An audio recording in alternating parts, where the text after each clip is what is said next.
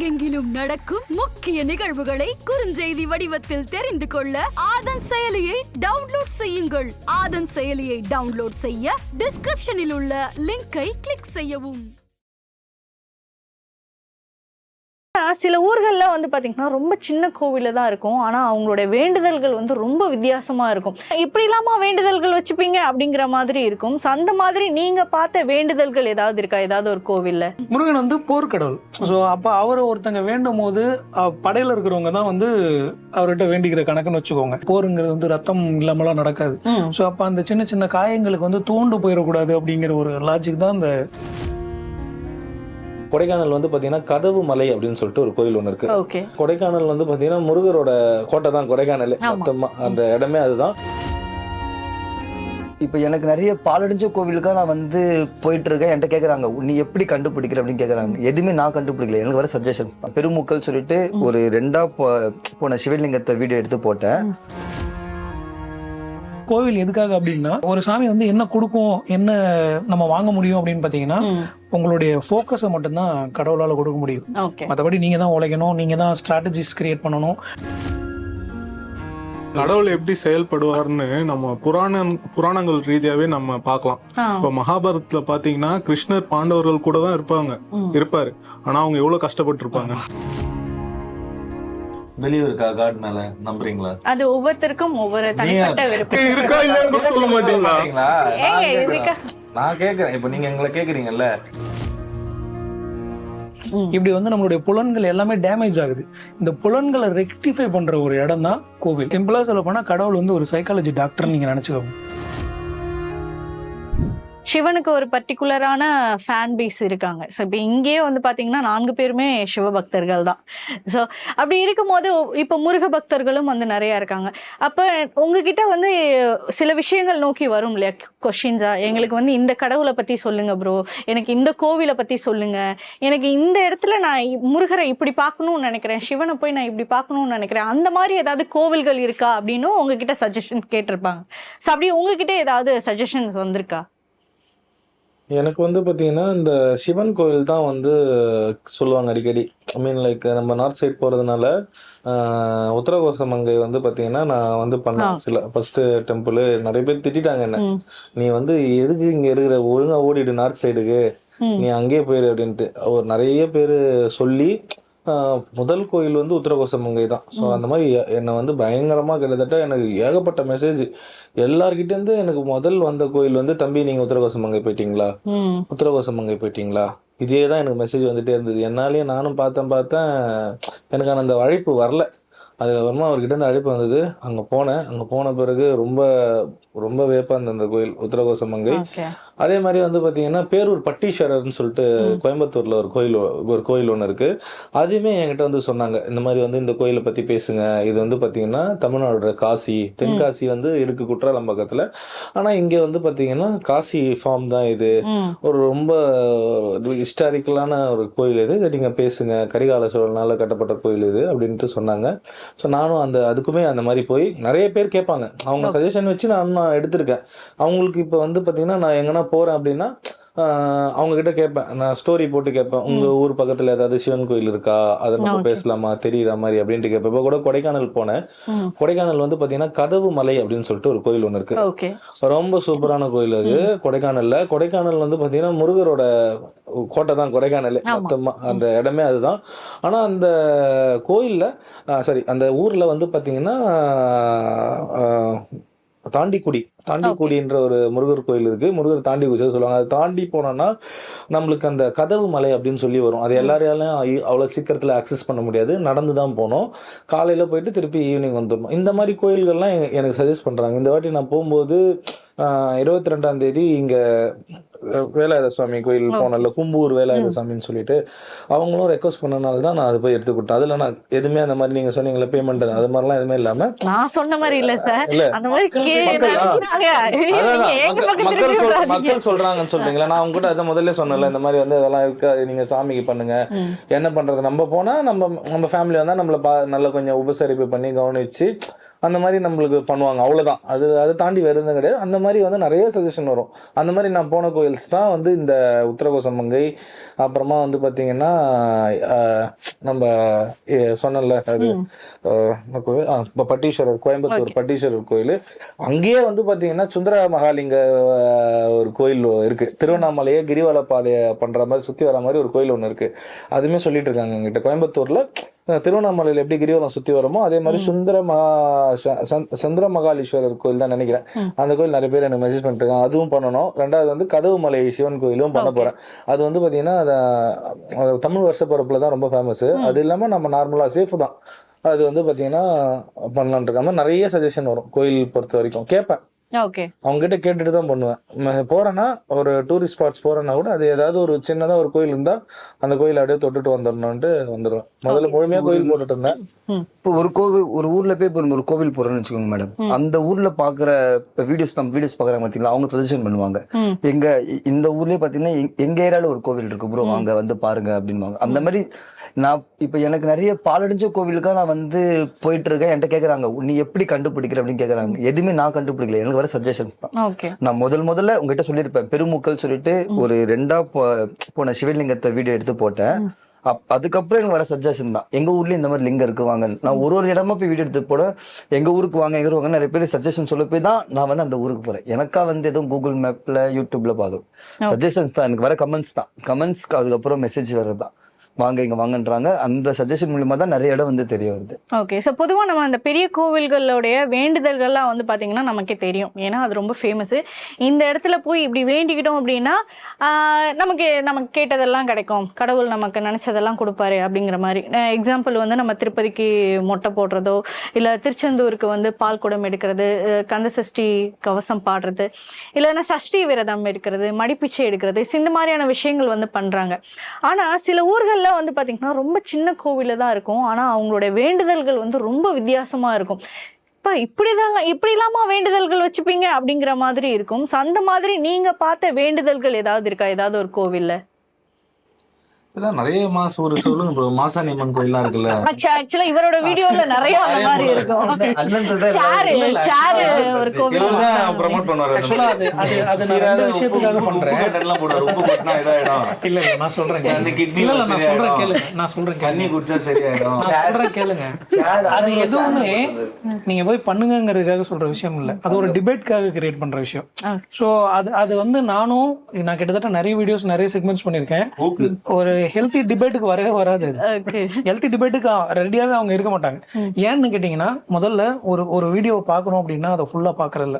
ரெண்டாவது அந்த வீடியோல என்ன பேசுறாங்க அப்படிங்கறத அவங்க கூர்ந்து கவனிக்கிறது இல்ல. ஒரு போச்சு ப்ரோ சொல்ற மாதிரி 45 செகண்ட்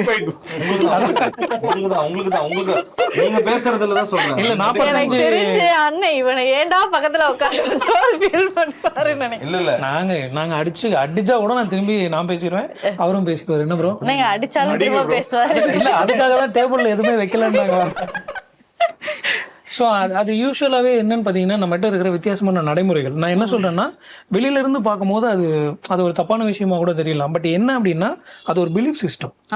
இப்போ அந்த சேர் வைக்கிறாங்கன்னு சொன்னீங்க பாத்தீங்களா, சாரி நான் சொன்னேன் பாத்தீங்களா, சேர் வைக்கிறாங்க எல்லாருமே இப்ப நீங்க சொன்னீங்க அதனால அப்படி சொல்லிட்டு, அந்த ஊரோட பிலீஃப் சிஸ்டம் என்ன அப்படின்னா, அங்க வந்து பாத்தீங்கன்னா அவங்களுக்கு பெருசா எப்படி சொல்றதுன்னா, அவங்களுக்கு நிரந்தரமான ஜாப் கிடையாது. சோ அங்க வந்து யாரோ ஒரு 4-5 பேர் அந்த சடங்குகளை ஸ்டார்ட் பண்ணி அவங்களுக்கு அது கிடைக்க ஆரம்பிச்சோன்னே ஸோ எல்லாருமே அதை பிலீவ் பண்ண ஆரம்பிக்கிறாங்க. ஸோ ஒரு வில்லேஜோ ஒரு டவுனோ இந்த மாதிரி தான் ஒரு கம்யூனிட்டி ஃபார்ம் ஆகுறது. இன்னைக்கு நம்ம எல்லாமே ஒரு இதுக்கு பின்னாடியும் ஃபார்ம் ஆகிறோம் அப்படின்னா இப்படிதான் ஒரு கம்யூனிட்டி. இப்போ இந்த கோயிலுக்கு நீங்க போங்க அது நடக்கும் அப்படின்னு சொல்றாங்க அப்படின்னா, அது ஏன் அந்த ஒரு ஸ்டேட்மெண்ட் வருது, அது நடக்குதா இல்லையா, மூட நம்பிக்கையா நல்ல நம்பிக்கையா, இதையெல்லாம் தாண்டி பெரும்பான்மையான மக்களுக்கு அது நடக்குது. ஸோ அட்லீஸ்ட் அது சார்ந்த ஒரு நல்ல விஷயமாவது அவங்களுக்கு ஆரம்பிக்குதுங்கிற நம்பிக்கை தான் இதை தொடர்ந்து அவங்கள செய்ய வைக்கிறது. ஒரு சில இடங்கள்ல வேண்டுதல் அவங்க நிறைவேற்றினா அவங்களுக்கே ஒரு மன திருப்தி வரும். அது மாதிரி தான் சொல்றாங்க ப்ரோ, சொல்ற மாதிரி கான்ஃபிடன்ஸ் தான். நீங்க இன்னொன்னு நான் தெளிவா சொல்லிடுறேன், ஆனா மெடிக்கல் ரீதியாவும் நிறைய பேர் வேண்டிக்கிறாங்க. ப்ரோ சொன்னது வந்து 100க்கு 100 உண்மை. இப்ப நான் கேதார்நாத் கூட போனேன். கேதார்நாத்ல நான் போட்டேன் இந்த பின்னாடி ஒரு சின்ன குண்டு, அதை குடிச்சா கேன்சர். அது வந்து இத்தனைக்கும் நான் கூகுள்ல சர்ச் பண்ணி பார்த்தோம், நிறைய இதுல ஆய்வு பண்ணி பார்த்தேன். அங்க இருக்கவங்களும் நான் கேட்டேன். சயின்டிஃபிக்கா நீங்க சொன்ன மாதிரி அது வந்து நம்மளால எதுவுமே பண்ண முடியாது. பட் ஆனா அது ஒரு நம்பிக்கை. இவர் சொல்ற மாதிரி தான் இப்ப சொல்றாருல, உப்பு போடுறது, தண்ணி, அந்த மாதிரி நானுமே கூட ஒரு 2-3 கண்டென்ட் அப்படி போட்டிருக்கேன். ஆனா நீங்க அவரை கிண்டல் பண்ணீங்களே ப்ரோ ஃபர்ஸ்ட். இல்ல அவரு எக்கச்சக்கமா போட்டிருக்காரு. நான் ஏன் அதை ஃபோக்கஸ் பண்ணணும்னு வச்சுக்கோங்களேன், எனக்கு 2 விஷயம். வீடியோ பார்க்கணும். இல்ல காலகாலமா அதை வந்து அது ஜென்ரேஷனா கடந்து வர்றது, எதுவும் இன்னைக்கு உருவாக்குனது கிடையாது. நீங்க நல்லா நோட் பண்ணி பாத்தீங்கன்னா, நான் புதுசா ஒரு கோயில்ல இப்படி ஒரு விஷயம் பண்றாங்கன்னு நான் எந்த கோயிலையும் புது கோயிலுக்கு போய் நான் பேசியிருக்க மாட்டேன். அந்த கோயிலோட ஹிஸ்டரி எப்படி எடுத்து பாத்தீங்கன்னாலும் ஒரு 300 வருஷமாச்சு மினிமம் இருக்கும். அப்போ அது கிட்டத்தட்ட 300 வருஷம் கணக்கு பண்ணீங்கன்னா 6 தலைமுறை, ஒரு 6 தலைமுறை 8 தலைமுறையா ஒரு பர்டிகுலர் செட் ஆஃப் கம்யூனிட்டி, ஐ மீன் நான் கம்யூனிட்டின்னு சொல்றது அந்த சொசைட்டி, அந்த ஊர். இது தப்பா நினைச்சுக்குவாங்க கம்யூனிட்டின்னு சொன்னா. எனக்கு தெரிஞ்சு இதுக்கு அப்புறம் தான் அதை தப்பா யோசிப்பாங்களோ. இல்ல நான் சொல்றேன் இல்ல நான் நிறைய வேண்டுதலுக்கு பின்னாடி இந்த குறுக்க பேசிட்டேன்னா இல்ல ஒண்ணும் இல்ல பேசல இல்ல முடிக்கலதா பேசி மலை காட்டுறாரு. ஒரு இதுலயும் ஒரு காரணங்கள் இருக்கு. இப்ப முருகன்லாம் வந்து பாத்தீங்கன்னா போர்க்கடவுள். முருகன் வந்து போர்க்கடவுள். அதனாலதான் அதுதான் சொல்ல வந்தீங்களா? சரி நானே சொல்லிடுறேன். முருகன் வந்து போர்க்கடவுள். சோ அப்ப அவரை ஒருத்தங்க வேண்டும் போது படையில இருக்கிறவங்க தான் வந்து அவர்கிட்ட வேண்டிக்கிற கணக்குன்னு வச்சுக்கோங்க. அப்ப அவங்க வந்து எல்லா விதமான சூழ்நிலைகளையும் சமாளிக்க வேண்டியதா இருக்கணும். ஈட்டி போர்ல நடக்கும் போது போருங்கிறது வந்து ரத்தம் இல்லாமலாம் நடக்காது. சோ அப்ப அந்த சின்ன சின்ன காயங்களுக்கு வந்து தோண்டு போயிடக்கூடாது அப்படிங்கிற ஒரு லாஜிக் தான் இந்த அழகு குத்துறது, இந்த இது எல்லாமே. சோ பெரும்பாலும் இப்ப மலையை நீங்க முன்ன கேட்டீங்க, நான் அதை இங்க லிங்க் பண்றேன். மலையில ஏன் கோவில்கள் இருக்கும் அப்படின்னா, முதல்ல ஒரு கோவில் எதுக்காக அப்படின்னா, ஒரு சாமி வந்து என்ன கொடுக்கும், என்ன நம்ம வாங்க முடியும் அப்படின்னு பாத்தீங்கன்னா, உங்களுடைய ஃபோக்கஸை மட்டும்தான் கடவுளால கொடுக்க முடியும். மற்றபடி நீங்க தான் உழைக்கணும், நீங்க தான் ஸ்ட்ராட்டஜிஸ் கிரியேட் பண்ணணும், நீங்க தான் ஹார்ட் ஒர்க் பண்ணணும். அதுக்கான ரெவென்யூ என்னவோ உங்களோட பொட்டன்ஷியலுக்கு தப்புல நீங்க ஏர்ன் பண்ண முடியும். பட் கடவுளோட ஒர்க் என்ன அப்படின்னா உங்களுக்கு ஃபோக்கஸ் கொடுக்கறது மட்டும்தான். இன்னைக்கு வந்து நம்ம இந்த சொசைட்டில அவ்வளோ பொல்யூஷன்ஸ் இருக்கு, நாய்ஸ் இருக்கு, ஏர் பொல்யூஷன் இருக்கு, நிம்மதியான காத்து கிடையாது, நம்ம காதுகள்ல வந்து இந்த டிராபிக்கோட இரைச்சல், சத்தம், இப்படி வந்து நம்மளுடைய புலன்கள் எல்லாமே டேமேஜ் ஆகுது. இந்த புலன்களை ரெக்டிஃபை பண்ற ஒரு இடம் தான் கோவில். சிம்பிளா சொல்ல போனா கடவுள் வந்து ஒரு சைக்காலஜி டாக்டர் நீங்க நினைச்சுக்கோங்க. எனக்கு தெரிஞ்சு இதுதான் பயங்கரமா போகணும். கடவுள் வந்து பாத்தீங்கன்னா ஒரு சைக்காலஜி டாக்டர் மாதிரி தான். நீங்க வந்து எந்த ஒரு நம்பிக்கையும் இல்லாம உங்களோட சென்சஸ் வந்து ஆல்ரெடி டேமேஜ் ஆயிருக்கு. நீங்க ஒரு கோயிலுக்குள்ள போய் நீங்க வெளியே வரும்போது என்ன ஆகும் அப்படின்னா, உங்களோட சென்சஸ் ஓரளவுக்கு நார்மலைஸ் ஆகும். ஏன்னா நீங்க வந்து நல்ல நறுமணமான பூக்கள் அங்க சுவாசிப்பீங்க. ஸோ அப்போ உங்களோட சென்ஸ் வந்து ஸ்மெல்லிங் சென்ஸ் வந்து நார்மல் ஆகும். இல்ல இது தெரிஞ்சுக்கணும் நிறைய. கண்டிப்பா நீங்க டாக்டர் கூட நான் பேசுறேன், அவரையும் கூட கூப்பிட்டு போகலாம். அவரே கூட வந்துட்டு டிஃப்ரெண்டான ஃபீல் இருக்கா இல்லையான்னு சொல்லட்டும். ஸோ அந்த நமக்கு அந்த சுவாசிக்கிற இது வந்து கொஞ்சம் நல்ல ஸ்மெல்ஸை நம்மளால உணர முடியும். ரெண்டாவது பெல்லோட சத்தம்லாம் கேட்டீங்கன்னா, நீங்க இப்ப நான் ஒரு டேபிள் எடுத்து கீழே போடுறேன்னா டேபிளோட சவுண்ட் வந்து ரொம்ப பெரிய எக்ஸ்டெண்டுக்கு நம்ம காது கேட்காது. பட் ஒரு பெல்ல நீங்க அடிக்கிறீங்க அப்படின்னா டில் த லாஸ்ட் நேனோ செகண்ட் வரைக்கும் அந்த சவுண்ட் வந்து நம்ம ஹியரிங்ல இருக்கும். ஸோ இட் வில் கிவ் நம்மளோட அந்த சென்சஸ் வந்து ஹியரிங் சென்ஸ்க்கு வந்து ஒரு டெப்த் கிடைக்குது நமக்கு. ஏன்னா நம்ம நிறைய சத்தங்கள் கேட்டுட்டே இருக்கும். ஸோ அப்ப நம்மளுடைய புலன் எந்த அளவுக்கு பவர்ஃபுல் நமக்கு தெரியாது. ஸோ அதை ஒரு உணர்த்துற விதமா தான் நான் அதை பாக்குறேன். ரெண்டாவது வந்து ஆரத்தி எடுக்கிறது, இந்த மாதிரி விஷயங்கள் எல்லாமே வந்து பாத்தீங்கன்னா உங்களுடைய சென்சஸை பேஸ் பண்ணி தான் இருக்கும், ஒரு மனிதனுடைய புலன்களை பேஸ் பண்ணி தான் இருக்கும். ஸோ இது எல்லாத்தையும் தாண்டி கோயில்களுக்குள்ள ஏன் அவ்வளவு சிற்பத்தை சம்மந்தமே எல்லாம் வச்சிருக்காங்க? உங்களோட டைவர்ஷன். ஏன்னா உங்களுக்கு 1000 ப்ராப்ளம்ஸ் இருக்கும். மென்டலி நீங்க நிறைய பிரச்சனைக்குள்ள இருப்பீங்க. அந்த கோயிலுக்குள்ள போய் நீங்க சுத்துற ஒவ்வொரு தூண்லயும் சரி, ஒவ்வொரு சிவர்லயும் சரி, அவ்வளோ சிற்பங்களை ஏன் வடிச்சாங்கன்னா உங்களோட மைண்டை டைவர்ட் பண்றதுக்காக தான். ஸோ நீங்க உங்களோட கஷ்டத்தை மறந்து அங்க நீங்க ஃபோக்கஸ் பண்ண ஆரம்பிப்பீங்க. ஸோ அப்பதான் வந்து ரெண்டாவது கடவுளுங்கிற ஒரு என்னன்னா உங்களுக்கு ஒரு கான்ஃபிடன்ஸ்க்கு வருதான். நீங்க அவர்கிட்ட போய் உட்காரும் போது நான் இப்படி சொல்லிட்டேன்பா, எனக்கு நல்லது நடக்கும்னு உங்களுக்கு ஒரு கான்ஃபிடன்ஸ் இருக்கு இல்லையா? அந்த கான்ஃபிடன்ஸ் வந்து கோயிலை விட்டு வெளியே வரும்போது உங்ககிட்ட இருக்கும். ஸோ அப்போ நீங்க உங்களோட ஸ்ட்ராட்டஜிஸும் உங்களோட புலன்களும் நார்மலைஸ் ஆகும்போது நீங்க அதுக்கேற்றாப்புல திங்க் பண்ண ஆரம்பிப்பீங்க. நல்ல ஐடியாஸ் கிடைக்கும், நல்ல ஸ்ட்ராட்டஜிஸ் கிடைக்கும், சக்ஸஸ் பண்ணுவீங்க. இவ்வளவுதான். இதுதான் கடவுளோட ப்ராசஸ். நீங்க வந்து கடவுள்கிட்ட போய் எனக்கு 100 கோடி கொடுன்னு கேட்கறதோ, இல்லை நான் வேலையே செய்ய மாட்டேன், நான் வீட்டில் தான் உட்காந்துருப்பேன், எனக்கு 10,000 ரூபாய் வரணும் மாசம் அப்படிங்கிறதோ, இதெல்லாம் வந்து தப்பான ஒரு. கடவுள் எப்படி செயல்படுவார்னு நம்ம புராணங்கள் ரீதியாவே நம்ம பார்க்கலாம். இப்ப மகாபாரதத்துல பாத்தீங்கன்னா கிருஷ்ணர் பாண்டவர்கள் கூட தான் இருப்பாரு. ஆனா அவங்க எவ்வளவு கஷ்டப்பட்டு இருப்பாங்க, எவ்வளவு துன்பப்பட்டிருப்பாங்க. அவர் கூட இருந்து சின்ன சின்ன கைடன்ஸ் தான் கொடுத்துட்டு இருப்பாரு. அதே மாதிரிதான் நம்மளுக்கும் கடவுள் இருப்பாரு. மொத்தமா நம்ம தான் செய்யணும் எல்லாம். அதே நல்ல வழியில செய்யணும். சோதிப்பாரு, நம்மள வந்து கெட்ட வழிக்கு போக சோதிப்பாரு. அதை மீறி நம்ம நல்ல விஷயத்த தான் செய்யணும். எவ்வளவு கஷ்டம் வந்தாலும் தன் நிலையை மறக்காம இருக்கிறது தான் கடவுளுக்கு பிடிக்கும். கஷ்டப்படுறவங்க தான் கடவுள் இருக்காருன்னு. ஆமா, இது ஆக்சுவலா நிறைய நம்ம ஒத்துக்க வேண்டிய விஷயம் தான். இப்ப பொதுவா நம்ம நிறைய விஷயங்கள் பார்க்கும்போது வந்து கடவுள் இருக்காரா இல்லையா அப்படிங்கிற ஒரு தரப்பு இருந்துகிட்டே தான் இருக்கா. நம்ம என்ன செய்யறோம், நம்ம வாழ்க்கைக்கு என்ன தேவை, நம்ம இன்னைக்கு சம்பாரிச்சாதான் நமக்கு காசு, கடவுளா வந்து நமக்கு கொடுக்க போறாரு அப்படிங்கிறவங்களும் இருக்காங்க. எனக்கு என்ன பிரச்சனை வந்தாலும் கடவுள் பார்த்து பார்ப்பா, அது எல்லாத்தையும் அவர் தீர்த்து வைப்பார்ப்பா அப்படின்னு நினைக்கிறவங்களும் இருக்காங்க. அதுக்கு ஈக்குவலா வந்து பாத்தீங்கன்னா அதுக்கு டஃப் கொடுக்குற மாதிரியே இந்த அமானுஷ்யமான விஷயங்களுமே வந்து இருக்கு சார். நிறைய பேரு இவரே அமானுஷம் தான். நான் ஒரு மெசஞ்சர் ப்ரோ, நான் வந்து ஒரு மெசஞ்சர். அதாவது நடக்கிறது யாருக்கோ நான் பாதிப்பாகிறவங்க சைட்லயும் இல்ல, நான் அதை அனுபவிக்கிறவங்க சைட்லயும் இல்ல, நான் ஒரு ஸ்பெக்டேட்டரா போறேன், நான் ஒரு மெசஞ்சரா அந்த விஷயத்தை உங்ககிட்ட கடத்துறேன். அது நல்லதா கெட்டதா நீங்க தான் முடிவு பண்ணணும். அது ஒரு டிபேட்டபிள் டாபிக். கேமரால அப்படியே போங்க. இங்க மாடி வீடு கட்டினா இன்னைக்குமே கட்டுறேன். அவர் டைரக்ட் பண்றாரு. இல்ல இன்னைக்குமே கட்டுறது இல்ல. நீங்க வாட் எவர் இட் இஸ் நம்புங்க. They believe. இன்னைக்கு நேத்து கிடையாது, பல வருஷமா உங்களோட பிலீஃப் வந்து கேலி பண்றது. இது இன்னும் கிளியரா சொல்லணும்னா ப்ரோ, இப்ப வெளியில இருந்து பாக்குறவங்களுக்கு அந்த ஊர்ல என்னெல்லாம் நடந்துச்சுங்கிற இன்டெப்த் ஸ்டோரி தெரியாது. எத்தனை மரணங்கள் இதனால நடந்துச்சு, இல்ல எவ்வளவு பேருக்கு இதனால ஆபத்து வந்தது, இந்த கான்சிக்வன்சஸ் எதுவுமே நம்மளால அந்த 1 minute வீடியோல சொல்லிட முடியாது. ரெண்டாவது பாக்குறவங்களுக்கும் அந்த பாயிண்ட் ஆஃப் வியூல மைண்ட் செட் போகாது. எப்பயுமே ஒரு மனுஷன் வந்து ஒரு விஷயத்த ஒரே டைம்ல பிலீவ் பண்ணிட மாட்டான். ஓகே. ஆனா ஒரு சிலர் இதெல்லாம் மூட நம்பிக்கைங்கிறவங்க இல்ல, நான் என்ன சொல்றேன்னா மூட நம்பிக்கைன்னு எடுத்துக்கிட்டீங்கன்னு வச்சுக்கோங்களேன். இன்னைக்கு நான் இந்த ப்ளூ ஷர்ட் போடணும்னு நினைச்சிருக்கேன், இது எனக்கு பிடிச்சதுன்னு நான் சொல்றதும் சொல்லலாம். ஆனா உண்மையில அதுவே ஒரு மூட நம்பிக்கை தான். ஏன் இந்த ட்ரெஸ் போட்டா மட்டும் தான் அழகா இருக்கணும் நம்பிக்கைன்னு இல்ல, அதுதான் சொல்றேன். இங்க நம்ம ஒருத்தங்களை டிஃபேம் பண்றதுக்காக அந்த வார்த்தையை நம்ம பயன்படுத்த கூடாது. அந்த வார்த்தையே வந்து இட்ஸ் ராங். ஏன்னா எல்லாருக்குள்ளயுமே மூட நம்பிக்கை இருக்கும். அது எதை நோக்கி இருக்கு அப்படிங்கறதுதான் இங்க விஷயம். அது கடவுளை நோக்கி இருந்துட்டா மட்டும் இங்க பெருங்குத்தம். மத்தவங்களுக்கு எல்லாம் 1000 விஷயங்கள் இருக்கும். பிடிச்ச கலர்னு இருக்கும், நிறைய இருக்கு, நிறைய மென்ஷன் பண்ணலாம். நீங்க இன்னைக்கு நமக்கு பிடிச்சதுன்னு சொல்லிக்கிற எல்லாத்தையுமே நீங்க நினைச்சா மூட நம்பிக்கைங்கிற பிராக்கெட்டுக்குள்ள கொண்டு போய் வச்சுக்கலாம். அது எல்லாமே அதுக்கு தகுதியானதுதான். எல்லா நம்பிக்கைகளையும் மூட நம்பிக்கைன்னு சொல்லலாம். அதுக்கான எல்லா சாத்தியக்கூறுகளும் இருக்கு.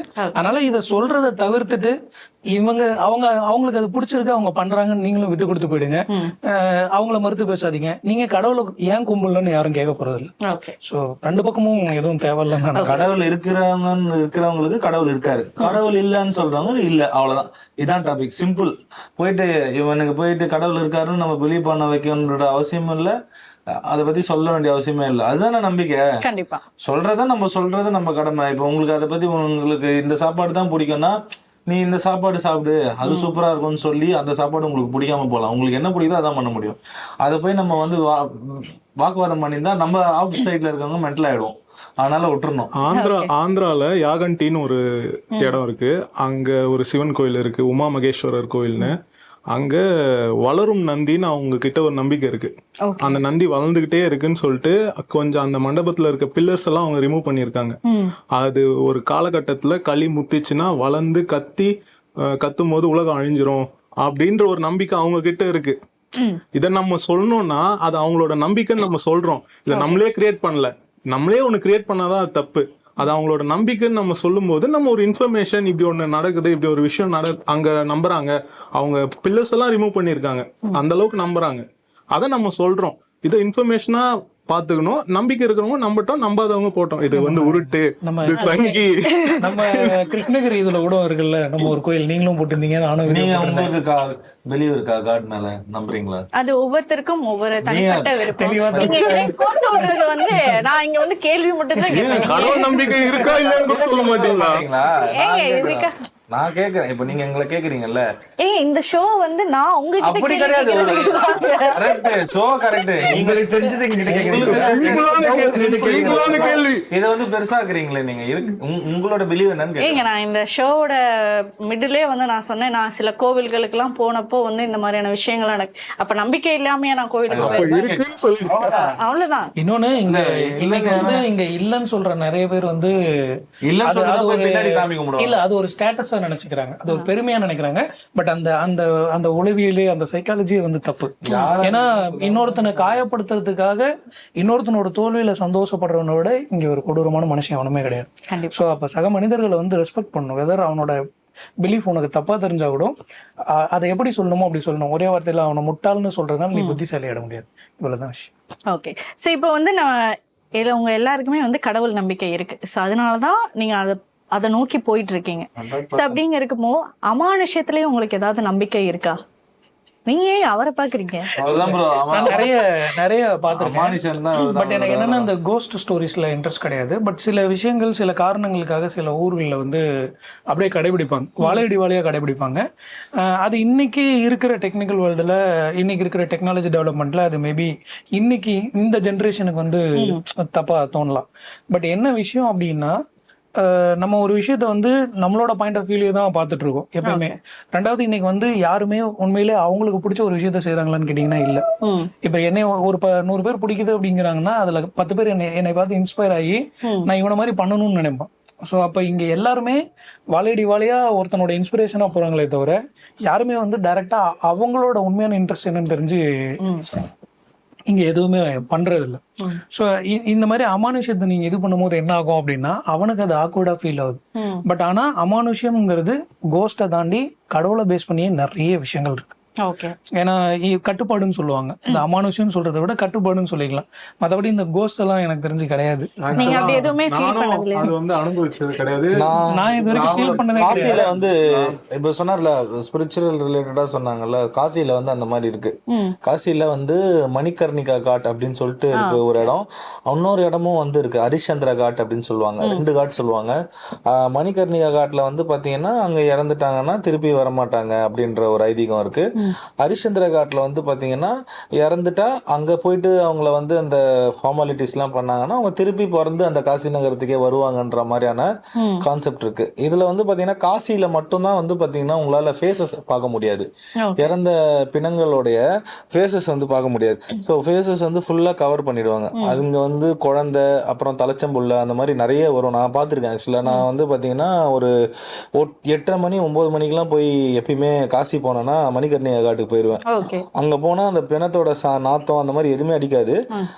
அங்க வந்து பாத்தீங்கன்னா வரும் இந்த மாதிரி பாடிஸ் எல்லாம் வரும். குழந்தை கூட உருட்டுறேன்னு சொல்லுவோம். உருட்டலாம் இல்ல,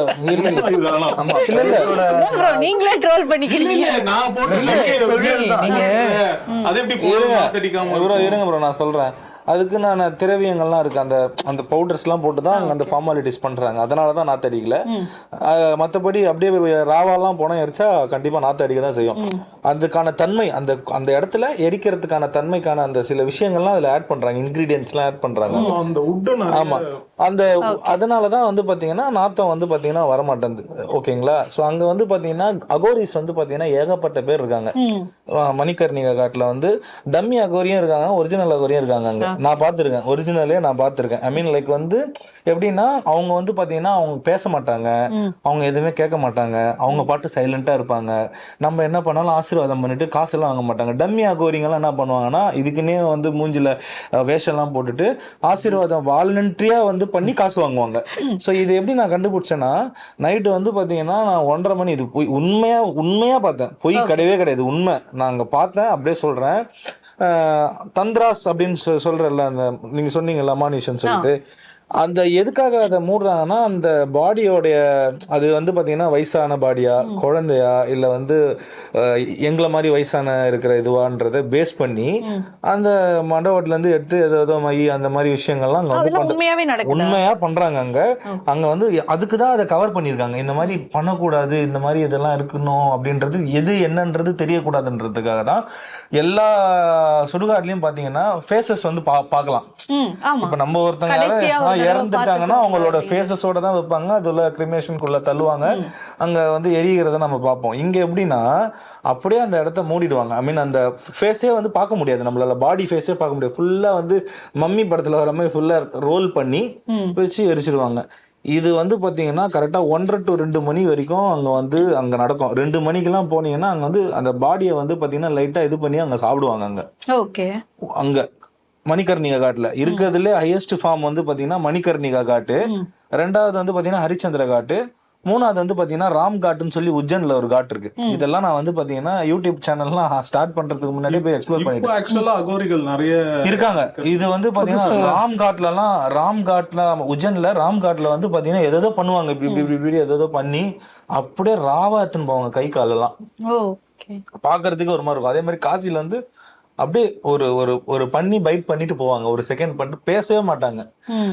அதான் ஒரிஜினல் டூப்ளிகேட்லாம் இருக்கும் எல்லாமே. ஆனா ஒரிஜினலா நீங்க பாக்கணும்னா வந்து பாத்தீங்கன்னா கும்பமேளால தான் பார்க்க முடியும் ஒரிஜினல்லாம். அதே மாதிரி பாத்தீங்கன்னா மசான் ஹோலின்னு ஒண்ணு நடக்கும் காசில. அதெல்லாம் ரொம்ப எக்ஸ்ட்ரீமா இருக்கும். சிவபெருமான் மாதிரி அந்த வேஷம் போட்டுட்டு அந்த மாடு எல்லாம் அப்படியே தத்ரூபமா இருக்கும். அதுவுமே வந்து பாத்தீங்கன்னா அது ஒரு ஃபெஸ்டிவலா செலிப்ரேட் பண்ணுவாங்க. ஒரிஜினலா பாக்கணும்னா கும்பமேளால பார்க்கலாம். ஆனா இப்படிதான் அந்த மாதிரி சைன் ஃபார்ம் ஆஃப் இதுல வச்சுன்னா தந்திரா வந்திராசு இந்த இது கீழே கீழே அடி பாதாளத்துல காளி கோயில் இருக்கும். காளி வழிபாடு பண்ணுவாங்க நிறைய பேர், நீங்க பாத்துருப்பீங்க. காளி வழிபாடு வந்து பாத்தீங்கன்னா உச்சபட்சமா இருக்கும். உங்களை நீங்க ஒர்க் அந்த மாதிரி சொல்லுவாங்கல்ல, அந்த மாதிரி காளி வழிபாடு பண்ணாங்கன்னா தடுக்கும் நம்மள, என்ன பண்ணா ஸ்டாப் பண்ணோம் அப்படின்ட்டு. அந்த மாதிரியான நிறைய விஷயம். மணிகண்டன் சொல்லிட்டு ஒருத்தர் கேள்விப்பட்டிருப்பீங்க, அகோரி சொல்லிட்டு, அகோரி மணிகண்டன் சொல்லி அவர் நம்ம தமிழ்கார் தான். அவங்க எல்லாமே அந்த கீழே இருப்பாங்க அந்த இடத்துல. நான் பார்த்திருக்கேன் லைவா. சில விஷயங்கள்லாம் பண்ணுவாங்க, அது நம்ம வந்து பாத்தீங்கன்னா தெரியாம தான் பார்க்க முடியாங்க. போய் பண்ணனா அவ்வளவுதான், நம்மள முடிச்சிருவாங்க. அது பயங்கரமா இருக்கும். அது காசி வந்து பாத்தீங்கன்னா ஒரு எப்படி சொல்றது, அது வந்து நம்ம வார்த்தையில சொல்ல முடியாது, மிஸ்டீரியஸா இருக்கும். இந்தியால இருக்க ஒரு தனி அந்த இடம் தனி. அதாவது காசில வந்து எல்லாருக்குமே காசி விஸ்வநாதரை தான் வந்து பாத்தீங்கன்னா ஹைலைட்டடா தெரியும். ஆனா காசில வந்து பாத்தீங்கன்னா அந்த மணிகர்ணிகா காட்டுல மசான் பாபான்னு இருக்காரு. மசான் பாபானா மசான், அதுதான் ஹிந்தில வந்து பாத்தீங்கன்னா மயானம், மயானத்தோட கடவுள். அதுதான் கடைசி கடவுள். அங்கதான் சிவபெருமான் வந்து பாத்தீங்கன்னா ஆடுறதாவும் எல்லாரையும் வந்து அவர் அரவணைச்சுக்கிறதாவும் சொல்றாங்க. அதுதான் வந்து அந்த மணிகர்ணிகா காட்டு. அதுதான் சிவன் வந்து அந்த லாஸ்ட் ஸ்டேஜ். முன்னாடி வந்து நீ சாமி கும்பிடுற, நீ வந்து உயிரோட இருக்க, இப்ப பாரு பின்னாடி வந்து கடைசியில நீ இப்படிதான் எரிய போற அப்படின்றதுக்கான உணர்த்துற பிளேஸே காசில அந்த மசான் பாபா கோயில் தான், மணிகர்ணிகா காட்டு. அதுக்கு மேல வந்து பாத்தீங்கன்னா மகாகால் இருக்காரு, அதுக்கு மேலே இருக்கும், சின்னதா இருக்கும். ஆனா இதுதான் வந்து காசியோட மிகப்பெரிய செலிப்ரேஷன். அந்த மசான் பாபா கோயில் போனா, ஐ மீன் காசி போனா மணிகர்ணிகா காட்டை வந்து எக்ஸ்பீரியன்ஸ் பண்ணாம வந்துடவே கூடாது. ஆக்சுவலா இந்தியால இறக்குற 100 பேர்ல ஆவரேஜா 2 பேரோடைய இறுதி சடங்கு காசில நடக்குது. மணிகர்ணிகா காட் அந்த மாதிரி எங்க வெளியில இறந்தா கூட அங்க கொண்டு வந்து இறக்குறதுக்கு வந்து தயாரா இருக்காங்க. அங்க வந்து பாத்தீங்கன்னா ஹோட்டல் மாதிரி நிறைய பேர் இறக்குறதுக்குன்னு தனியா இருக்காங்க. வந்து அங்க தங்கி அவங்களோட கடைசி ஸ்டேஜ்ல அவங்க இறந்துடணும்ன்றதுக்காக இருக்காங்க. காசி வந்து 3 விஷயமா சொல்லலாம். ஒண்ணு வந்து காசி பத்தி பேசினாலே நம்ம காசி வந்து வாரணாசி 3 பேரு, வாரணாசி, பனாரஸ், அப்புறம் வந்து பாத்தீங்கன்னா காசி, பனாரஸ், வாரணாசி. காசி, பனாரஸ், வாரணாசி 3 பேரு. காசி வந்து பாத்தீங்கன்னா எப்படின்னா போறவங்களுக்கு ஒவ்வொரு விஷயம் கொடுக்கும். சோ காதலை தேடி போனா, ஐ மீன் ஒரு லவ்வா போனா பனாரஸ்ன்னு சொல்லுவாங்க. ஒரு நல்ல ஒரு எப்படி சொல்றது, ஒரு டிவைன் என்லைன்மெண்ட் ஆகணும், நல்லா வந்து பாத்தீங்கன்னா வேணும்னா இது ஐ மீன் லைக் அந்த காசின்னு சொல்லுவாங்க. வாரணாசின்றது நெருப்பு, ஐ ஃபார்மேஷன், இந்த மெடிடேஷன், தியானம், அங்க இருக்கிற விஷயங்களை அப்சர்வ் பண்றது, எடுத்துக்கிட்டு வருது. அந்த மாதிரி ஒவ்வொரு விஷயம் வந்து பாத்தீங்கன்னா காசி போறவங்க எல்லாருக்குமே ஒவ்வொரு விஷயம் காசி வந்து ரெடியா இருக்கும் கொடுக்கறதுக்கு. இப்ப மலைக்காடு ராஜா போறாருன்னா அவரு என்ன வாங்கிக்கிறாரு அப்படின்றதுலதான் மலைக்காடு ராஜா அவருக்கு என்ன கிடைக்கிறதுன்றது அவரு தான் சொல்லுவாரு. அவருக்கு வந்து காசியா, பனாரஸா, வாரணாசியான்னு. அந்த மாதிரி எனக்கு வந்து எக்ஸ்பீரியன்ஸ் எனக்கு வாரணாசி தான்.